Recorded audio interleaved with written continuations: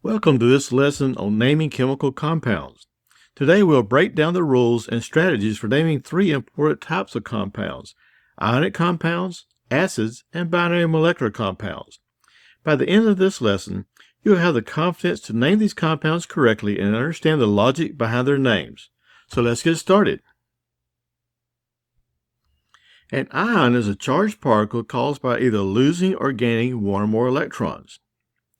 Many atoms gain or lose electrons to end up with the same number of electrons as the nearest noble gas when a neutral atom loses at least one electron. One or more electrons.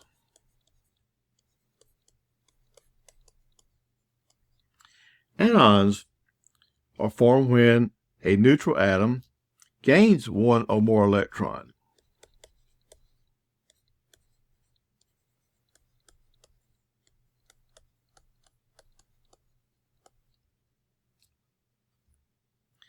In general, the alkali metals will have a positive charge because they will lose one electron. The alkaline earth metals, they will become positive 2 because they will lose 2 electrons. Okay, aluminum here, it will become positive 3.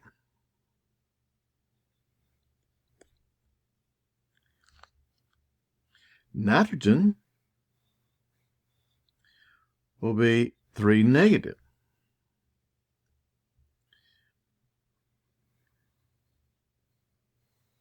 Oxygen through beryllium will be 2 negative.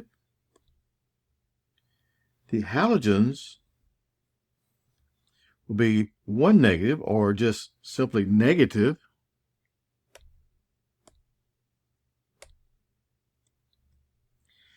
And there are a few other elements that we should point out.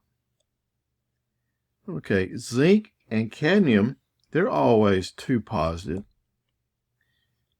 Silver is always 1 positive.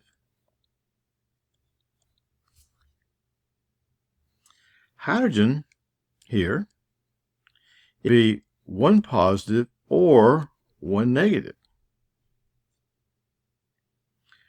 But generally, most metals will become positive, and most nonmetals will form negative ions.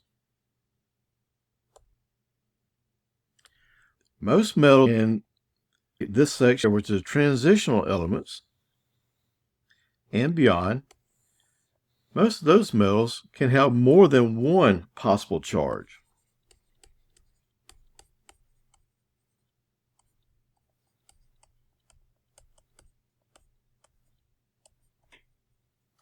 We'll talk about those later on. Ionic compounds are composed by combining cations and anions together in a fashion to result in a neutrally charged compound. Generally speaking, combining something from the left side of the periodic table with something on the right side of the table. All right, so for naming ionic compounds, if it's formed from a metal, it will have the same name as the metal. If the metal can have more than one cation, then we got to go to a second rule. Okay, so if it has more than one cation,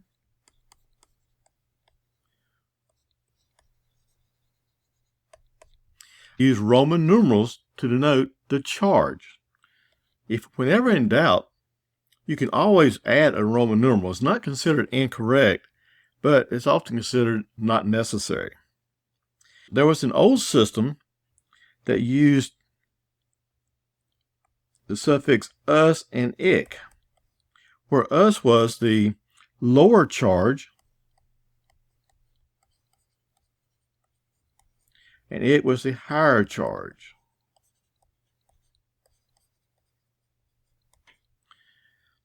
So for something like ferrous and ferric, where ferrous was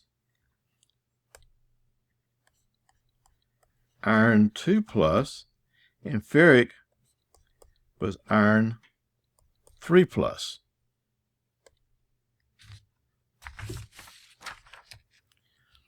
Sometimes cations are formed from nonmetallic atoms, which are usually polyatomic ions. If that is the case, they will end in IUM. And a couple examples would be like ammonium and maybe hydronium.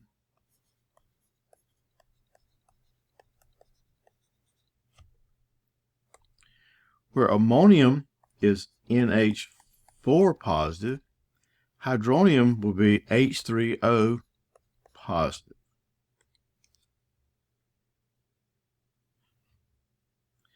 Okay, now let's talk about some anions. Okay.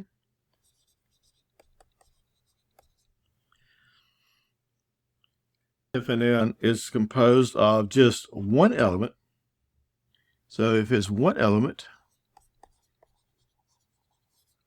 it will end with the suffix IDE, such as oxide or chloride.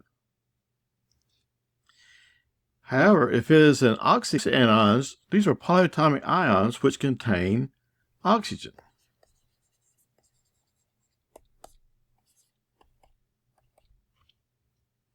They will end in either ate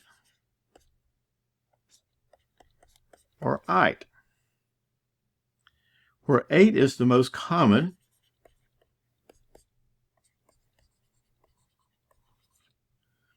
Ite will have one less oxygen than the ate.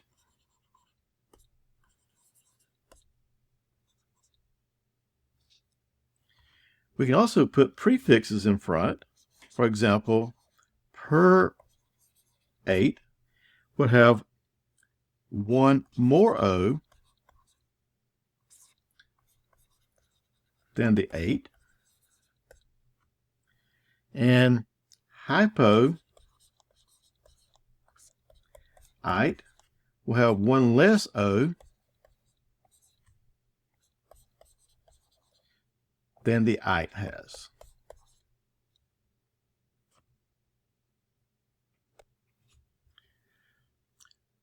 An easy way to remember many of the ions is to use a table like the one I have here.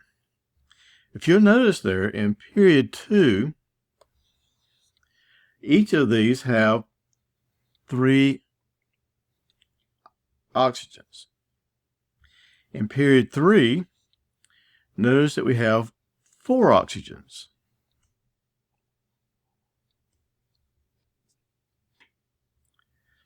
Also look at the charges.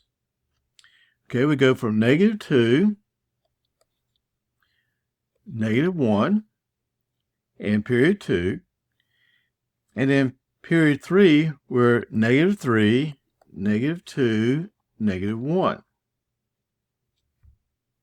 From this information, you should be able to predict many of the other common ions. For example, ClO3, one negative, will be chlorate.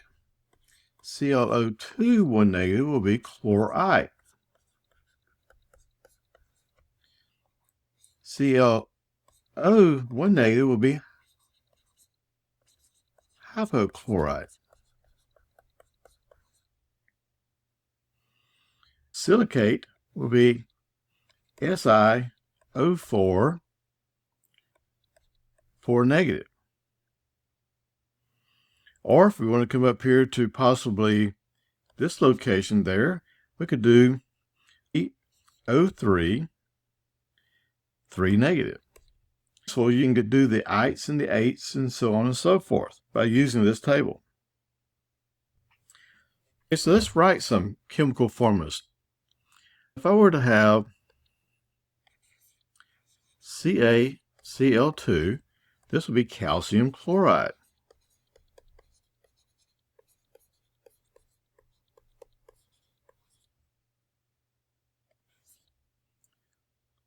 CuCl2.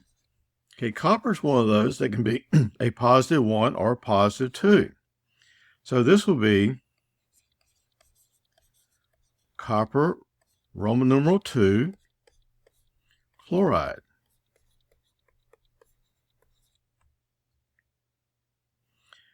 I wrote CuCl, then this will be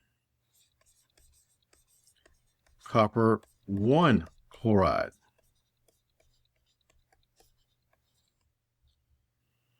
Okay, so when I have something like this, what you want to do is you want to crisscross. So if I bring the 2 here, I bring the 3 down, so I would have Fe2O3. That would give us a neutral molecule.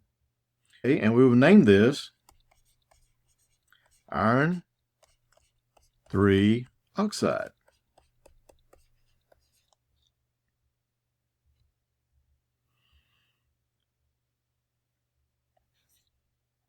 What if I want to combine calcium with chlorate? Calcium is 2 plus, chlorate is negative. Well, here I have a polyatomic ion that I need to take more than once. So what I'm going to have to do is I'm going to have to place parentheses around the chlorate and then subscript it on the outside, because I need 2 ClO3s.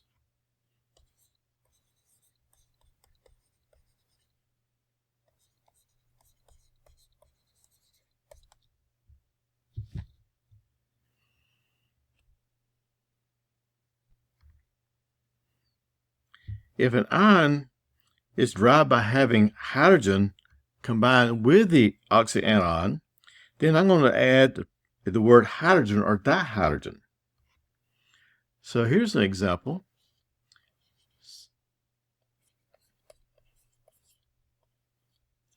Okay, this is calcium.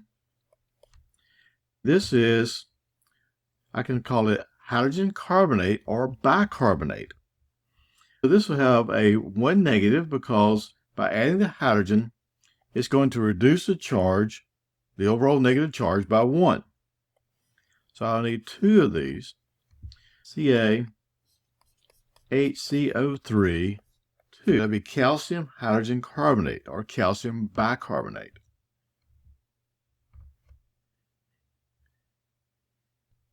Ammonium is NH4 positive. Sulfate is SO4 2 negative. So I'm going to need 2 ammoniums for every 1 sulfate to make ammonium sulfate.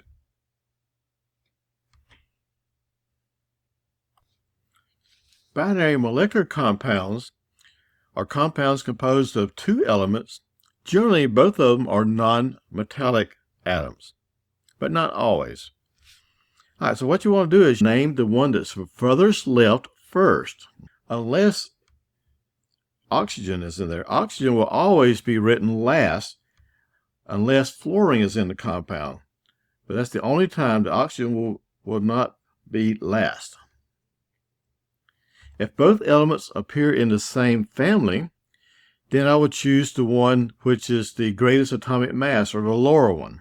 Okay?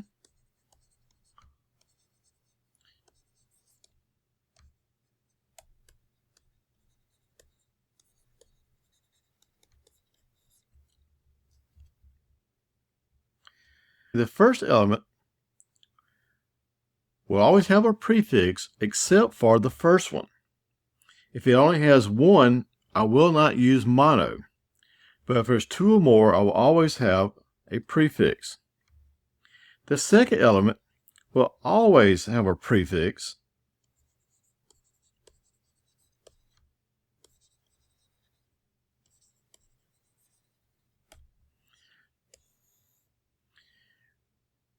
The prefix will be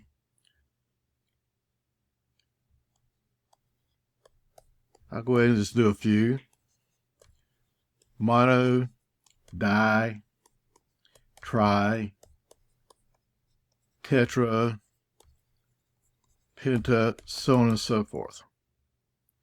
They always have a prefix. The second element will.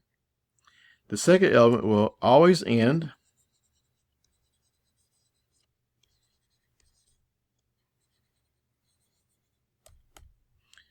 with "ide."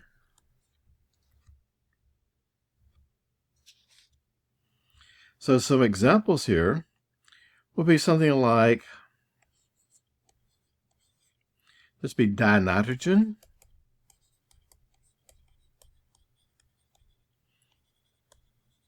Monoxide.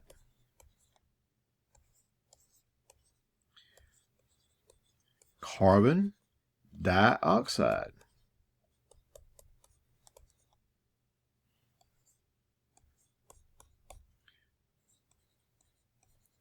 Carbon tetrachloride.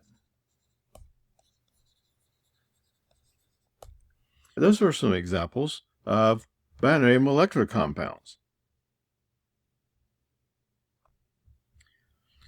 An acid is a hydrogen-containing compound that produces H plus ions. So it's going to be something like an H with an anion, and when I mix it with water, it's going to form H plus ions in solution. To name an acid, let's start off with the simplest form, which is a binary acid. So I have hydrogen and just one other element. So when I go to name it, I'm going to have a prefix hydro, the root word, and it's going to end in ic. So any ion that ends in ide, its acid will be a hydroic acid. If I have hydrogen and an anion that ends in ate or ite, then I do not use hydro. I simply change the ate to ic and follow it with the word acid. For the ite, I'm going to change the ite to us, followed by the word acid. If I have hydrogen and sulfate, that'll be sulfuric acid.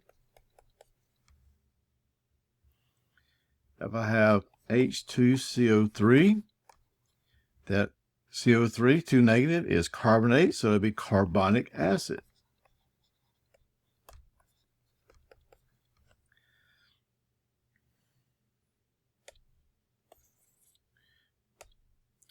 If I have something like HClO2, ClO2, 1 negative, is chlorite, so this will be chlorous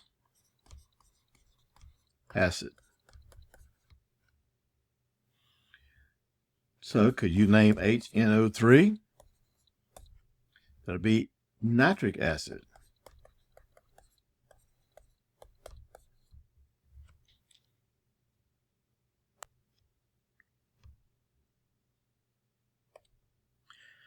I hope you picked up something valuable from watching this video.